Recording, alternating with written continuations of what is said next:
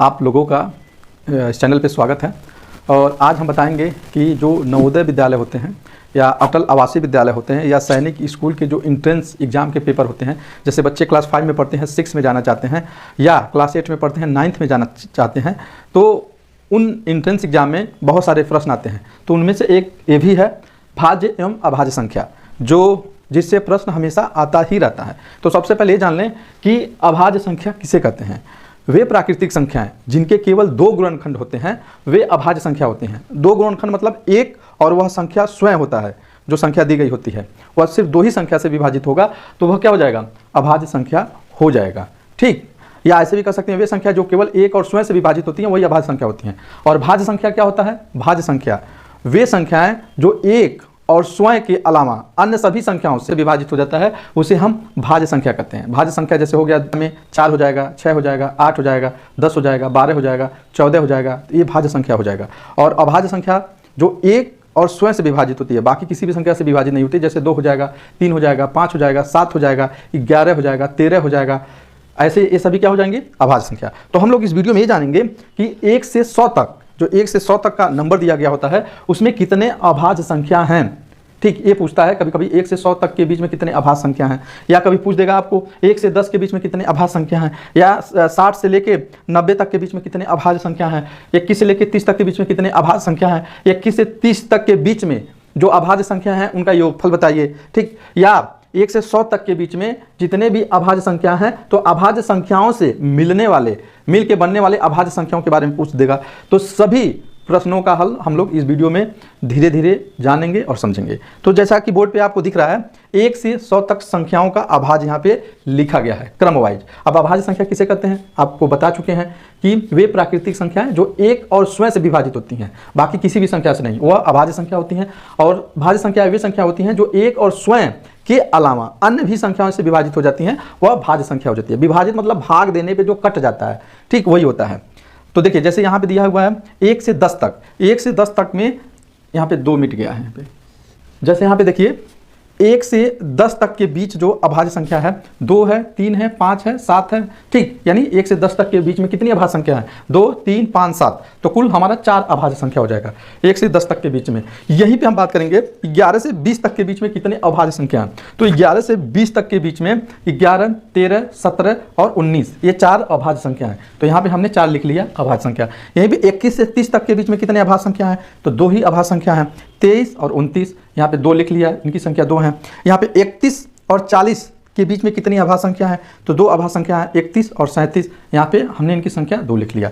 यहाँ देखिए 41 से 50 तक के बीच में कितने अभाज्य संख्या है, 41, 43, 47, 3 अभाज्य संख्या है, तो मैंने यहाँ पे इसका नंबर 3 लिख लिया। यहीं पे 51 से 60 तक के बीच में कितने अभाज्य संख्या है, 53 और 59 है। यहीं पे 51 से 60 तक के बीच में कितने अभाज्य संख्या हैं, तो 53 और 59 है, इनकी संख्या 2 है, तो 2 हमने लिख लिया। यहीं पे 61 से 70 के बीच में कितने अभाज्य संख्या हैं, तो 61 और 67 है, इनकी संख्या 2 है, तो हमने 2 लिख लिया। यहीं पे 71 से 80 तक के बीच में कितने अभाज्य संख्या हैं, 71, 73 और 79, ये 3 अभाज्य संख्या है, तो हमने 3 यहाँ लिख लिया। यहीं पे 81 से 90 तक के बीच में कितने अभाज्य संख्या हैं, 83, 89, ये 2 अभाज्य संख्या हैं, तो हमने यहाँ पे 2 लिख लिया। यहीं पे 91 से 100 तक के बीच में कितने अभाज्य संख्या हैं, तो 97 है, 1, तो हमने यहाँ पे कोई 1 से 100 तक के बीच में कितनी अभाज्य संख्या है, तो टोटल हमारा क्या हो जाएगा, 25 हो जाएगा। अब यहीं पे कभी कभी ये पूछा जाता है कि 1 से 10 तक के बीच में अभाज्य संख्याओं का योगफल बताइए। 1 से 10 तक के बीच में अभाज्य संख्याओं का योगफल बताइए। तो हम क्या करेंगे, इसमें 2, 3, 5 और 7 को आपस में जोड़ लेंगे तो वही हमारा योगफल हो जाएगा। जैसे 7, 5, 12, 12, 3, 15, 15, 2, 17, तो 1 से 10 तक के बीच में जो अभाज्य संख्या होंगी उनका योगफल क्या हो जाएगा, 17 हो जाएगा, तो हम 17 बता सकते हैं। यहीं पे 21, 11 से 20 तक के बीच में अभाज्य संख्या उनका योगफल पूछ लेगा, तो हम जो चारों 11, 13, 17, 19 दिया इनको जोड़ लेंगे तो जितना आंसर आएगा वही उसका योगफल हो जाएगा। तो इस तरह किसी भी संख्या के बीच में अभाज्य संख्या पूछ करके उसका योगफल पूछ सकता है आसानी से। ठीक, तो ये देखिए अब यहाँ पे जैसे 2 है तो 2 हमारा क्या हो जाएगा, सम अभाज्य संख्या है।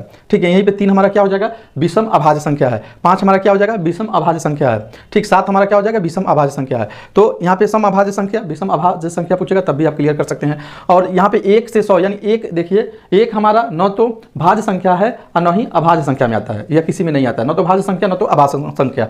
और 0 हमारा क्या होता है, भाज्य संख्या होती है। ठीक, अब यहाँ पे देखिए 1 से 100 तक की जो संख्याएं दिया गया है यहाँ पे 1 से 100 तक के जो संख्या दिया गया है अभाज्य संख्या, अब इनके अभाज्य संख्याओं का अभाज्य संख्या क्या होगा? अभाज्य संख्या मतलब देखिए यहाँ पे जिसमें दोनों जो संख्या होता है अभाज्य हो, जैसे 2 और 3 हमारा क्या है, दोनों 3 हमारा 2 और 3 क्या है, अभाज्य है। यहीं पे 2 और 9 यानी 29 जो लिखा गया है, इसमें 2 तो अभाज्य है लेकिन 9 नहीं है, क्योंकि 3 से कट जाएगा। ठीक, तो अब यहाँ पे ये नहीं होगा। यहाँ देखिए 3 और 1, 3 और 7, तो कुल ऐसे देखेंगे तो यहाँ देखिए अभाज्य संख्याओं से बनी अभाज्य संख्या कौन कौन सा होगा? 23 होगा, 37 होगा, 53 होगा और 73 होगा। ठीक, 23, 37, 53 और 73। ये देखिए 2 भी अभाज्य संख्या है, सम अभाज्य संख्या है, 3 अभाज्य संख्या है, इसमें 3 अभाज्य संख्या है, 7 अभाज्य संख्या है, 5 अभाज्य संख्या है, इसमें देखिए 3 अभाज्य संख्या है, 7 अभाज्य संख्या है, 3 अभाज्य संख्या है। ठीक, तो ये हो गया अभाज्य संख्याओं से बनी अभाज्य संख्या, ये 4 होता है 1 से 100 तक के बीच में, बाकी कोई नहीं, सिर्फ 4 ही होगा। ठीक, तो ये अभाज्य संख्या से रिलेटेड प्रश्न थे जो आपके नवोदय परीक्षा में, अटल आवासीय विद्यालय वाले परीक्षा में या सैनिक स्कूल के जो एंट्रेंस एग्जाम होते हैं उसमें इससे रिलेटेड प्रश्न पूछा जाता है, और उसी में नहीं कंपटीशन वगैरह में भी इससे रिलेटेड प्रश्न आते रहते हैं।